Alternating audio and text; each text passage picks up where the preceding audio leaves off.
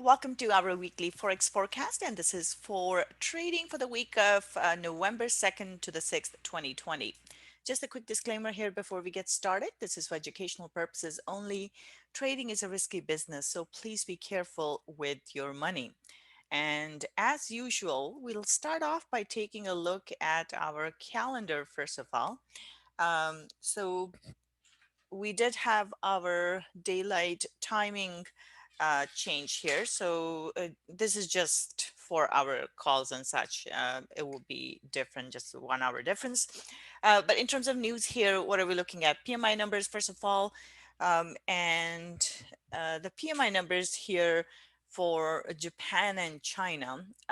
If the PMI numbers are good, it is a good indication. It's a leading indicator, and it's a good indicator that people are expecting, or the producers are expecting, to sell stuff. So right now what we are seeing is a record numbers of virus infection. So in the US yesterday, I believe it was 99,000, and UK has announced over the weekend that they're going into lockdowns for 4 weeks, and some European countries also going into lockdowns. Now the question will be, if this intensifies, if number of virus cases start going back up again, that would be negative for the market. So it'll be negative for the stock market, but it'll be positive for the US dollar. However, for US dollar, this week is going to be, and for the stock markets in the US as well, this week is going to be volatile here. Just expect volatility because we do have elections. So we have presidential elections coming up on November the 3rd here. So the problem with the elections this year is that the ballots won't be counted because they wouldn't have been, they won't be received in time. So we are likely to see problems in that respect. So uh, late arrivals, and I think there were some court cases and stuff where they gave extra time as well. So anyway, just keep that in mind, that the fight may go on till into next week. So that's something to bear in mind. So we may not have a clear answer this week, even though the election is supposed to be on Tuesday. The results of that may not be available to us till next week, which just means extra volatility for that time period. Um, Aside from there, here coming up on Monday here, PMI numbers, like I said, PMI numbers are again leading indicators, very important. And if they fall below expectations, that is not a good indicator. Now, with the virus numbers increasing, even though these PMI numbers may have come in positive, the future may not look as good. So over the winter, so we'll have to take them with a grain of salt. But any positive PMI numbers are positive for the currency. And then we have Australia here. We have Reserve Bank of Australia. So at this point, the interest rates are super low here, 0.25. So they're expecting Reserve Bank of Australia to cut rates.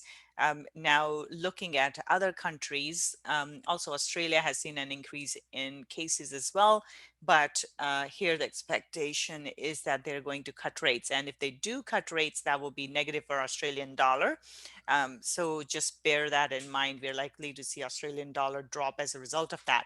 Now, even though there is this expectation, if they don't cut rates, that will be positive for Australian dollar.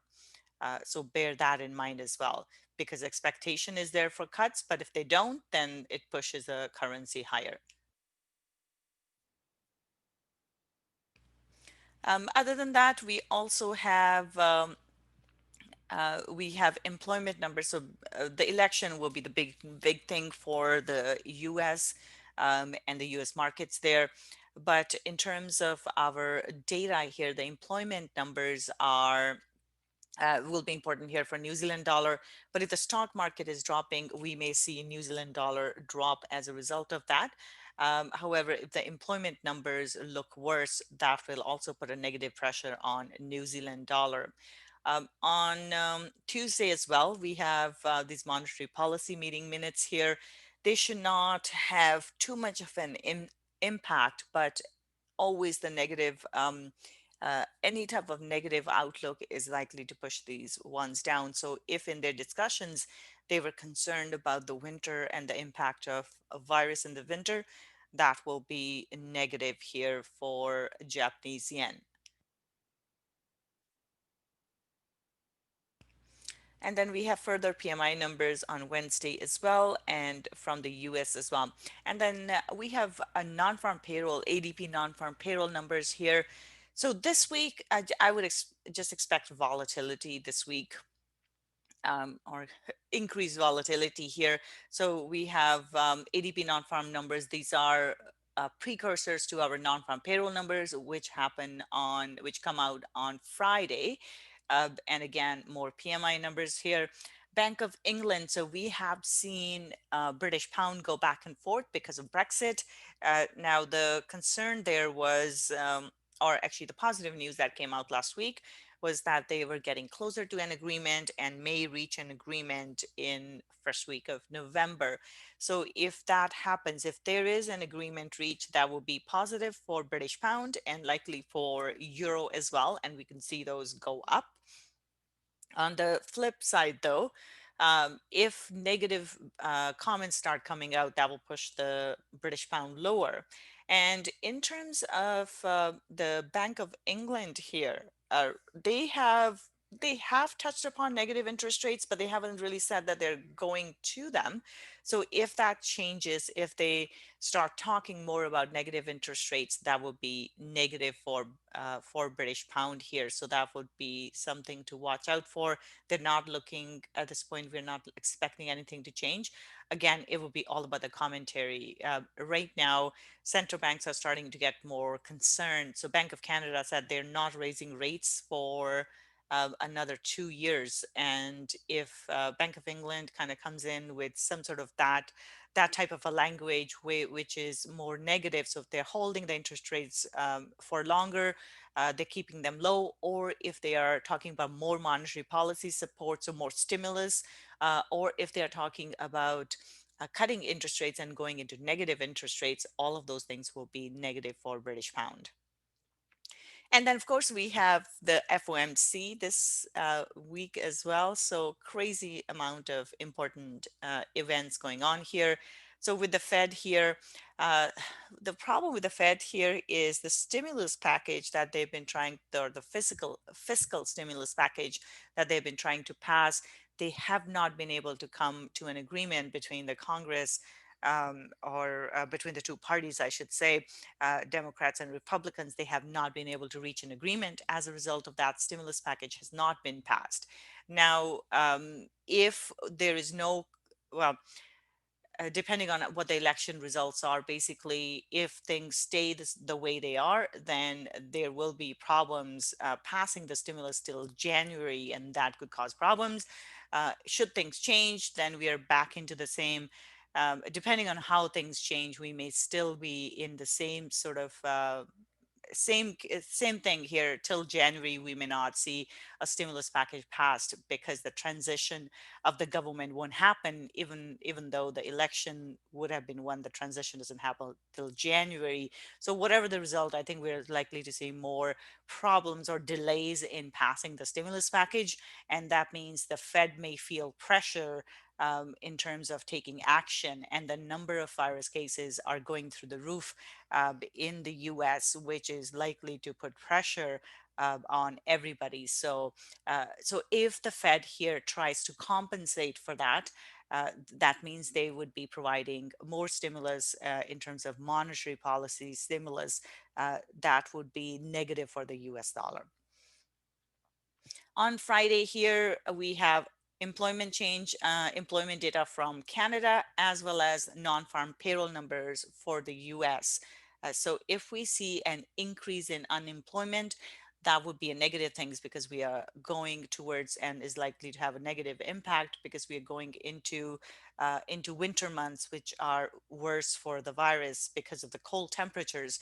And if prior to that, we are already seeing these unemployment rates go up, that's just additional negative pressure on the US dollar. All right, so lots going on this week. The main thing here would be to be careful because things can change fairly quickly. So I would highly suggest managing the trades accordingly and keeping smaller sizes in terms of trades and perhaps staying out of the market rather than risking the money. All right, so in terms of our charts here, we'll start off with euro dollar. A big drop here, just like previous, but see how price turned around here. So we still haven't seen a break through through that support level here. So at this point, it is looking, it's bearish. Now we could get a pullback into this 1.1700 level and then a drop from there. So bearish bias here. Uh, I will look for something like this. The concern will be right into the support level. Last time price was here, it wasn't able to go through. The only concern here will be with the elections, with Brexit negotiations going on. Now we could have a lot of volatility. So we could see these quick turnarounds in the market. So that's what we have to watch out for, because these Brexit related negotiations or what happens in terms of the elections, nobody really knows what will happen. We can make some projections, but we don't know. And this is where things can turn around, right? Turn on a dime, and it can kill our trade. So watch out for that this entire week. So I would say bearish bias here with caution, though. First target will be 1.1620 back into the support level, and then 1.1500. If it continues that way, we could see it drop further into this 1520 level. So 1.1520. So bearish bias here for euro dollar. Pound dollar here. Pound has been supported because of the Brexit negotiations. There were comments suggesting that they're likely to reach a deal this week. And if that's the case, we are likely to see pound go up. So we may just see it go up like this. But based on the technicals here, this one has just been trading sideways at the moment. It's stuck in this very narrow range, and it stayed in this range this entire week. So within this range, it's right in the middle of the range, and we do have a bearish candle close, so it could drop back into the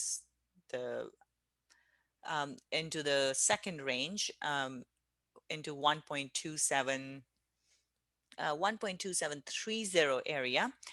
But the problem, the concern can be if they reach an agreement, Brexit agreement, this is likely to shoot up. So I would watch out for that. I'm going to say neutral for this one because it could go in either direction.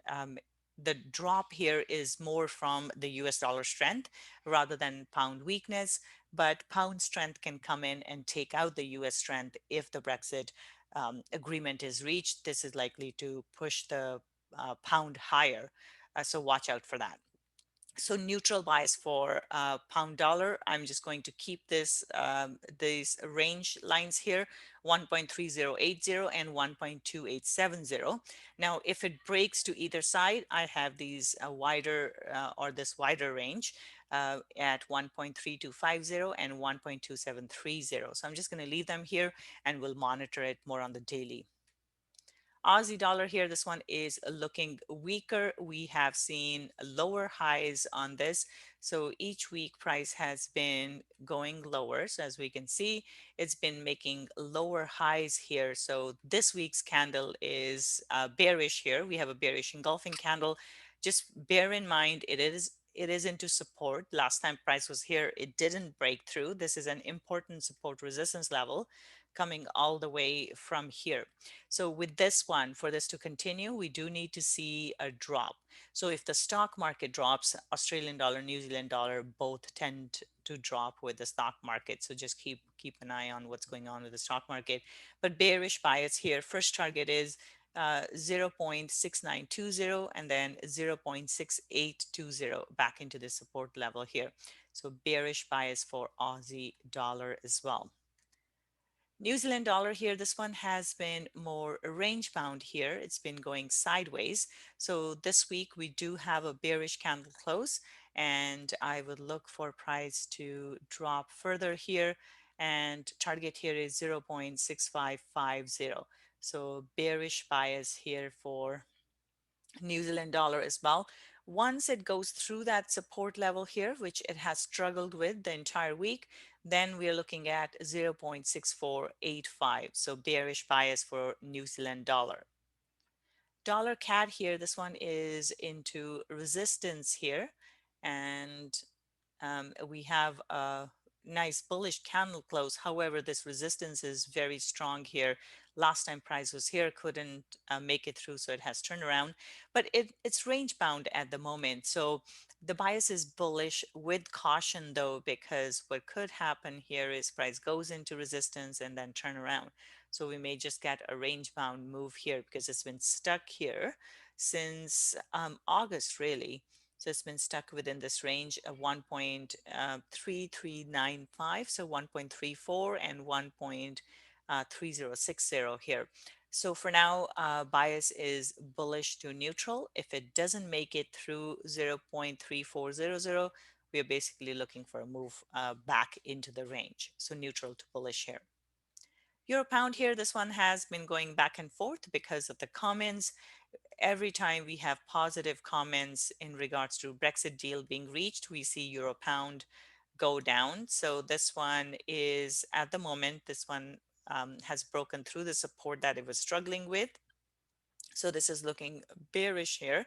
I will look for a retest here and then a drop. So retest into 0.9020 and first target is 0.8960 and then 0.8920. So bias here is bearish for euro pound.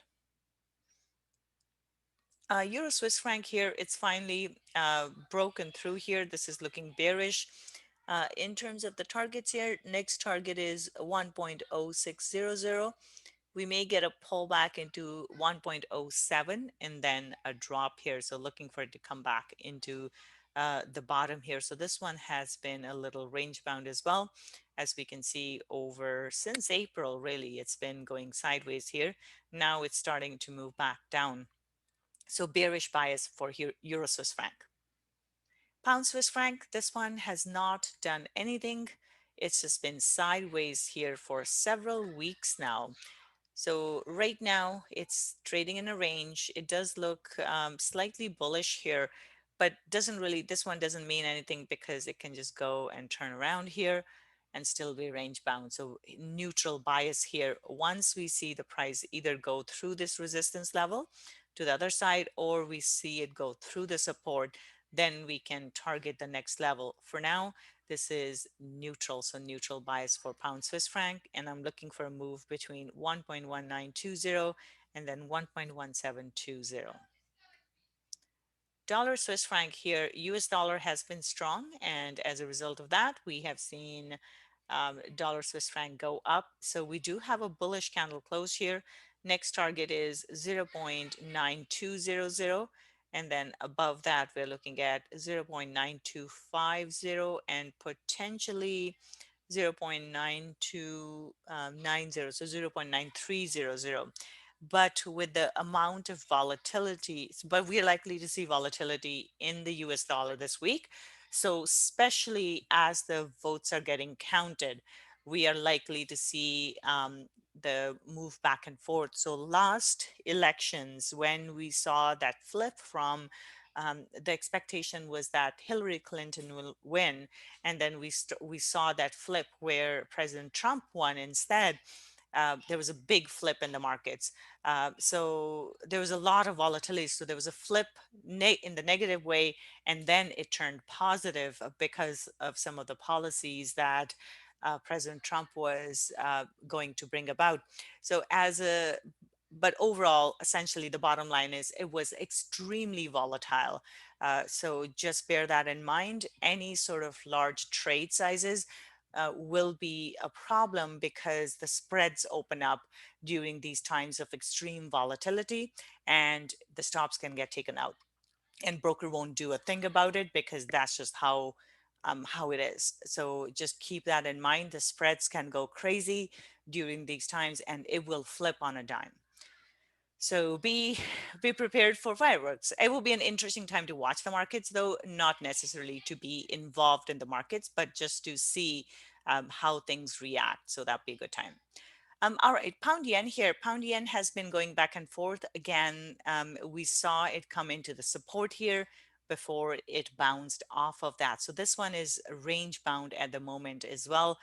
Bias here is neutral to bearish. I will look for a move towards 134.60.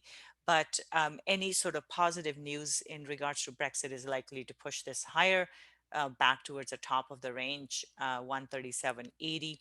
So neutral to bearish for the time being, but expect volatility for pound as well. Euro yen, a big drop here for euro yen. Bias is bearish at the moment, but watch out for a move back, either towards 122.50 or it may go even higher here, depending on what kind of comments we hear from Brexit negotiations. But based on technicals, though, this is looking bearish. It's been making lower highs. And part of the reason this was bearish was because of the number of cases going up, so increase in the number of coronavirus cases and certain parts of Europe going back into restrictions or lockdowns. But now we have pound or UK joining as well. So that's why euro has been bearish. And if the number of cases continue to go up and we see more stringent lockdown measures, that is going to push this lower as well. So during these times of uncertainty, Japanese yen does well, and everything tends to drop against Japanese yen. Sorry. So bearish bias, first target here. First target is 121, and then below that, we are looking at 120.20. So euro yen is bearish. Dollar yen here, completely neutral for this week. It came into the support, couldn't get through it. So we have seen a bounce back. But overall, it's been trading in this range here. And now it's into the bottom half of this range. So this one's completely neutral. Yen is also a safe haven, and so is the US dollar. Both of them, that's why we're not seeing either one of those winning.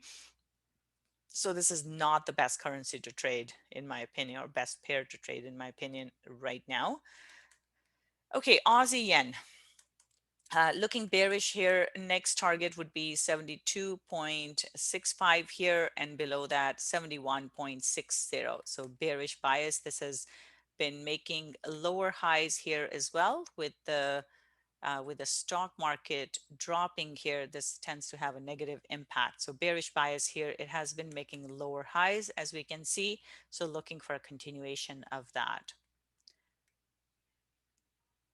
And then New Zealand yen here, this one has been range bound. And if we take a look here, this is the larger range, overall range it's been trading in. Right now it's towards the bottom of the range.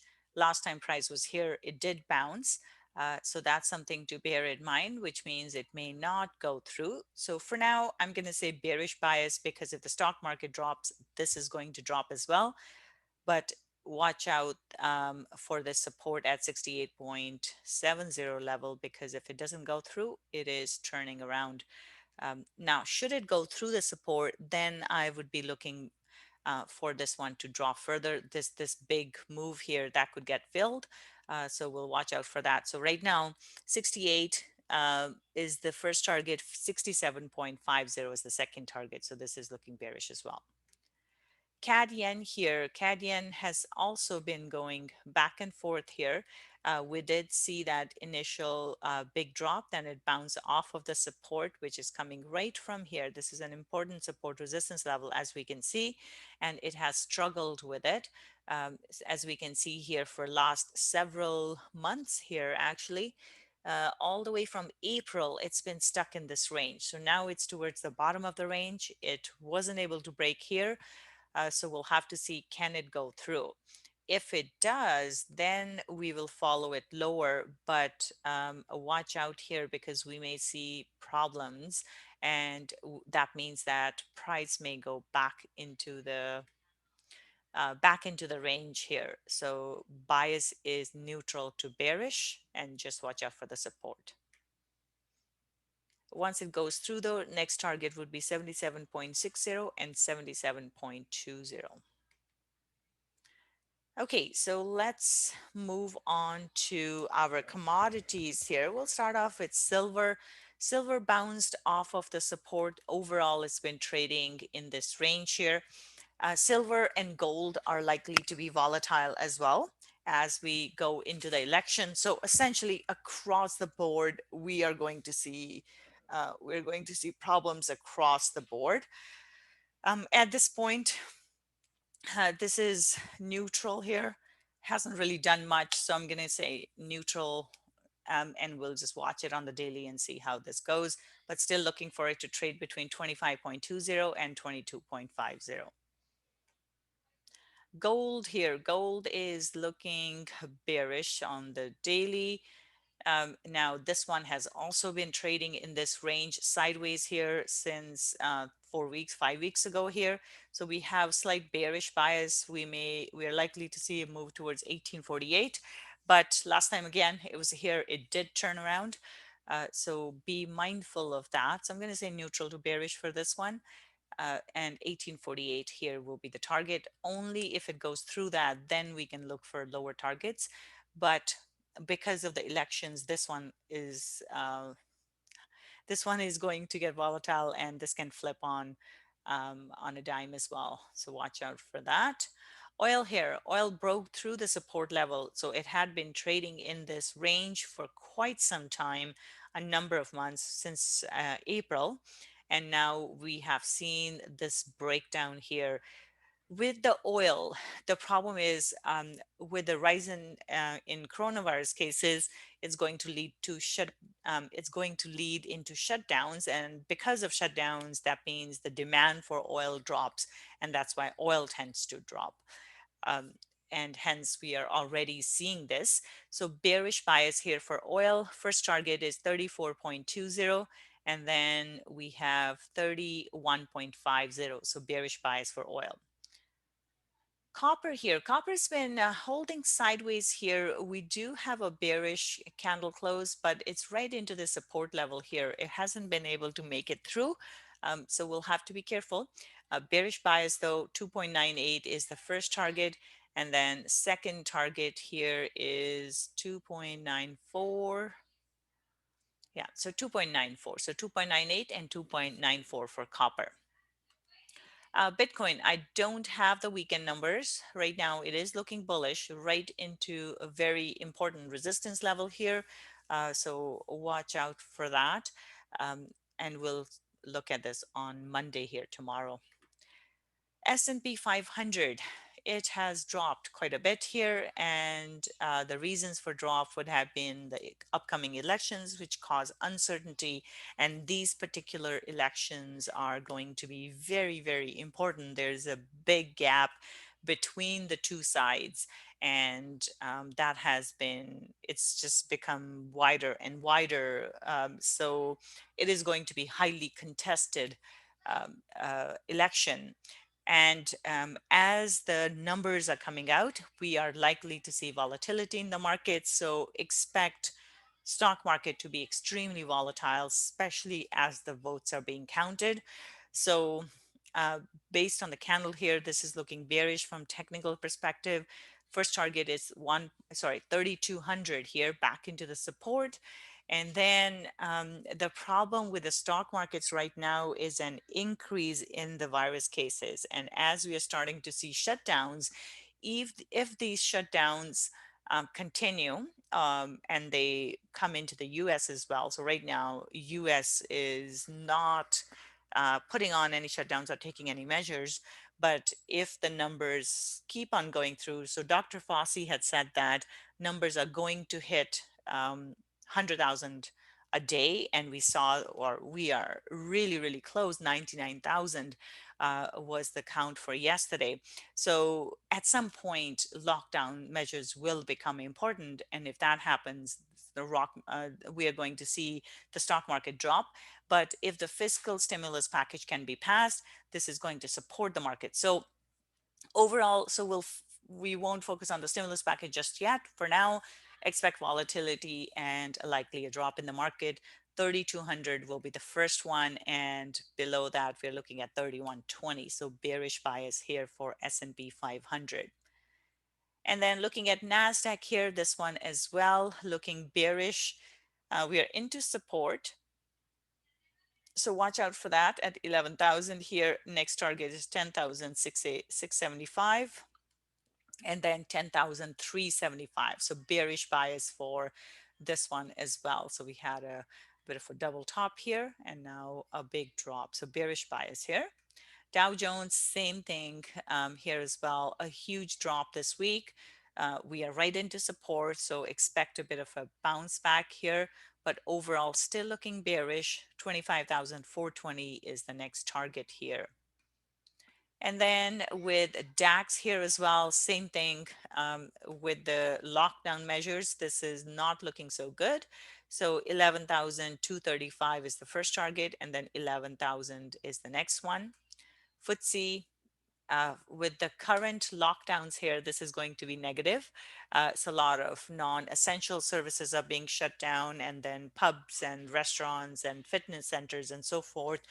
So right now they have announced it for four weeks. Uh, that's not likely. We're just getting into winter.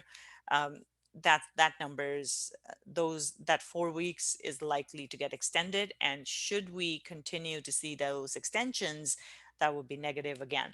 So bearish bias here. Anytime we go into lockdowns, that is negative for the stock market, just because businesses are shut down. So if they're not making money, stock market is not going up. So this is looking bearish. 5370 is the target here.